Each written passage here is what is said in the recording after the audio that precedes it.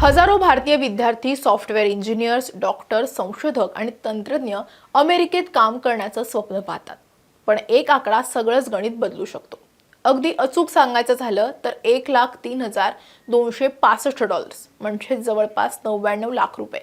अमेरिकेत सध्या प्रस्तावित H-1B व्हिसा शुल्काची चर्चा सुरू आहे. तो हाच आकडा आहे. आणि पुढे जाण्यापूर्वी एक गोष्ट अगदी स्पष्ट करूयात, हे फक्त एखादा व्हिसा शुल्क महाग होण्यापुरता मर्यादित नाही. जर हा प्रस्ताव आहे तसाच लागू झाला तर अमेरिकन कंपन्या कोणाला कामावर घेण्यास तयार आहेत, भारतीय त्यांचं करिअर कुठे घडवतील आणि कंपन्या पूर्वीच्याच प्रमाणात परदेशी कर्मचाऱ्यांना स्पॉन्सर करणं सुरू ठेवतील की नाही, या सगळ्याच गोष्टी बदलू शकतात. त्यामुळे प्रश्न असा आहे की अमेरिका $1,00,000पेक्षा जास्त शुल्क लादण्याचा विचार का करताय आणि सगळ्यात महत्त्वाचं म्हणजे याचा भारतीयांवरती काय परिणाम होईल. चला हे समजून घेऊया. नमस्कार, मी कोमल आचरेकर आणि तुम्ही पाहत आहात महाराष्ट्र टाइम्स ऑनलाईन. सर्वात आधी अमेरिका नेमका काय प्रस्ताव ठेवताय याबद्दल बोलूयात. अमेरिकेच्या गृहसुरक्षा विभागानं H-1B व्हिसा अर्जाच्या शुल्कात वाढ करून ते $1,03,265 करण्याचा प्रस्ताव दिलाय. फेडरल रजिस्टरमधील नोटीसच्या उल्लेखानुसार ही माहिती समोर आली आहे. आणि यात एक महत्त्वाची गोष्ट लक्षात घेण्यासारखी आहे. हे असं शुल्क नाही जे एखादा भारतीय कर्मचारी स्वतः दूतावासात जाऊन भरेल, तर हा आर्थिक भार H-1B कर्मचाऱ्याला स्पॉन्सर करणाऱ्या कंपनीवर पडणार आहे. हा फरक खूप महत्त्वाचा आहे. का? कारण H-1B हा मूलभूत रोजगार देणाऱ्या कंपनीद्वारे स्पॉन्सर केला जाणारा वर्क व्हिसा आहे. जेव्हा एखादी अमेरिकन कंपनी म्हणते की आम्हाला या परदेशी कर्मचाऱ्यानं आमच्यासाठी काम करावं असं वाटतं, तेव्हा ती कंपनी त्या कर्मचाऱ्याला स्पॉन्सर करण्यासाठी संपूर्ण इमिग्रेशन प्रक्रियेतून जाते. आता विचार करा, जेव्हा एखादी कंपनी या मोठ्या आकडेवारीकडे पाहिल तेव्हा परदेशी कर्मचाऱ्याला कामावर घेणं म्हणजे त्याचा पगार, कंपनीकडून त्याला मिळणारे इतर लाभ, भरतीचा खर्च, इमिग्रेशन वकिलांचं शुल्क, कंप्लायन्स आणि त्यासोबत H-1Bशी संबंधित आणखी $1,00,000हून अधिक सरकारी शुल्क. अचानक कंपनीच्या HR विभागात विचारला जाणारा प्रश्न बदलेल. आपण या व्यक्तीला कामावर घेऊ शकतो का? याऐवजी या व्यक्तीला कामावर घेणं या अतिरिक्त खर्चाच्या तुलनेत योग्य ठरेल का, असा विचार आता सुरू होईल. इथेच या विषयाचा भारतीयांच्या बाजूने दृष्टिकोन अत्यंत महत्त्वाचा ठरतो. कारण H-1Bच्या संपूर्ण व्यवस्थेत भारतीयांचं प्रमाण हे खूप मोठं आहे.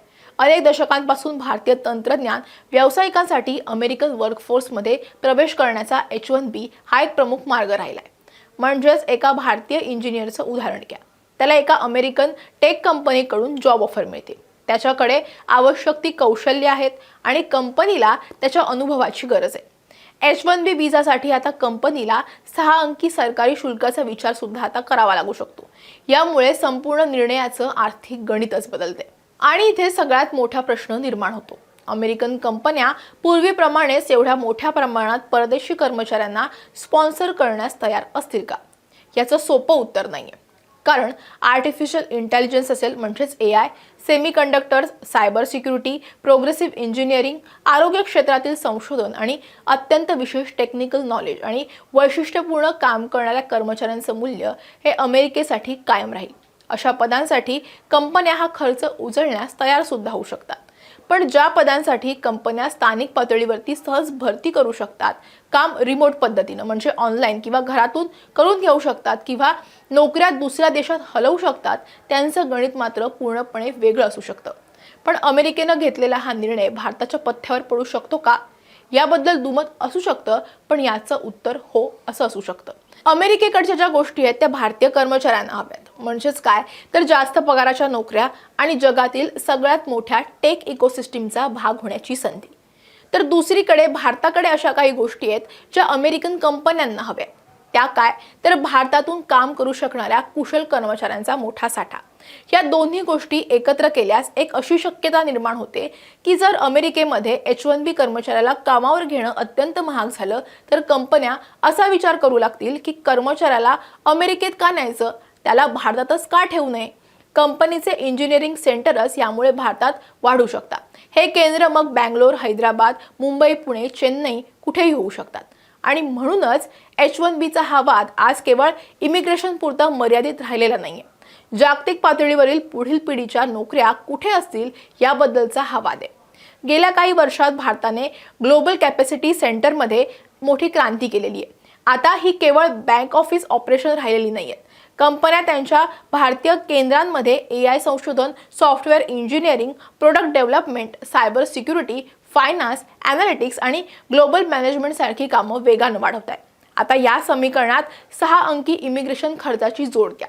ह्यामुळे काही विशिष्ट भूमिका अमेरिकेच्या बाहेर ठेवण्याचं प्रोत्साहन अधिक मजबूत होऊ शकतं.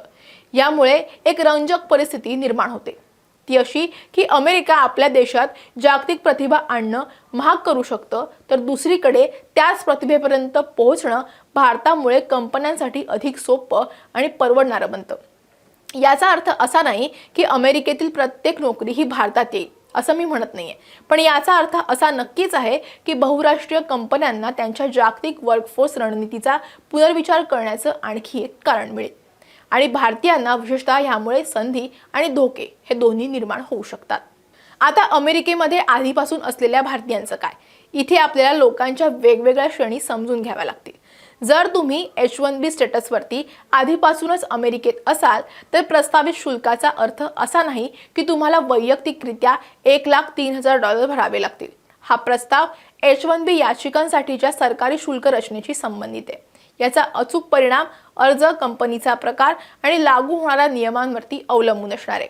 तरीही इथे एक मोठी चिंता आहे. जर कंपन्यांना माहीत असेल की ठराविक H-1B कर्मचाऱ्यांना स्पॉन्सर करणं खूप महाग होणार आहे, तर त्या नवीन स्पॉन्सरशिप, ट्रान्सफर आणि भविष्यातील भरतीबाबत अधिक सिलेक्टिव्ह ते होऊ शकतात.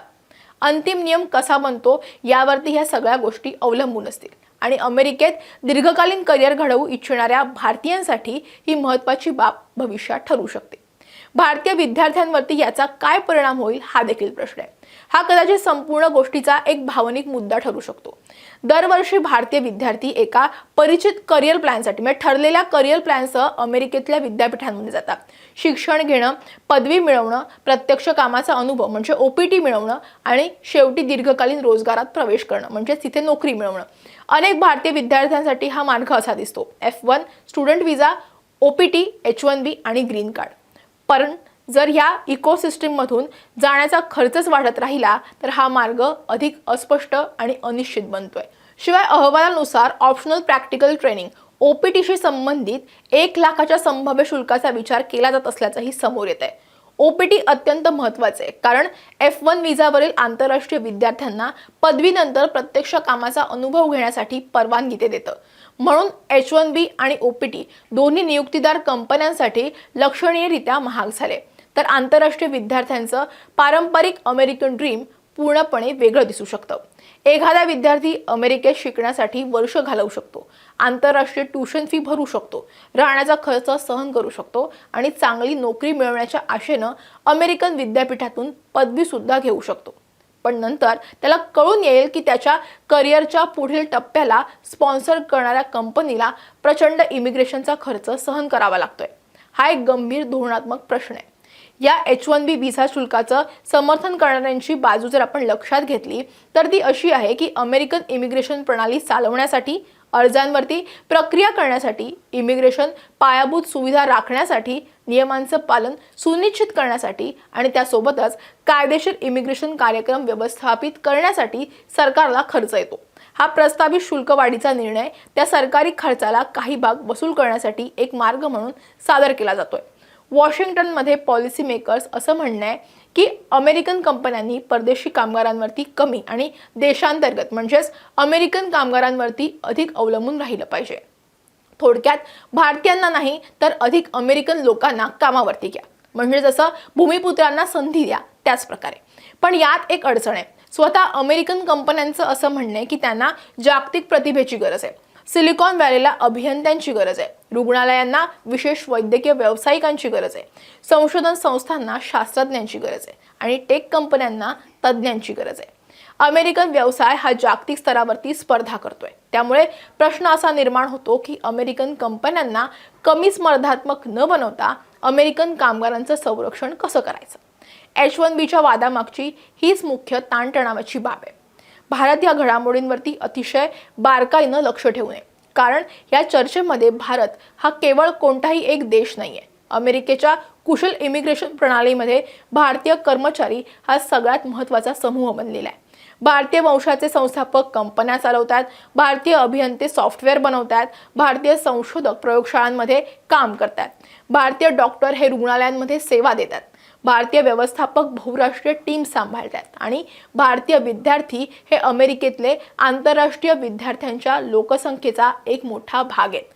त्यामुळे जेव्हा अमेरिका इमिग्रेशनचे नियम बदलतं तेव्हा भारताला त्याचा परिणाम हा केवळ व्हिसा काउंटरच्या पलीकडे जाणवतो। याचा परिणाम कुटुंबावरती, त्यानंतर करिअर प्लॅन्सवरती, शिक्षण विषयक निर्णयांवरती, कॉर्पोरेट भरतीवरती, परकीय चलनावरती आणि अगदी तरुण भारतीयांनी आपलं भविष्य कुठे घडवावं या निर्णयावरही होताना दिसतो।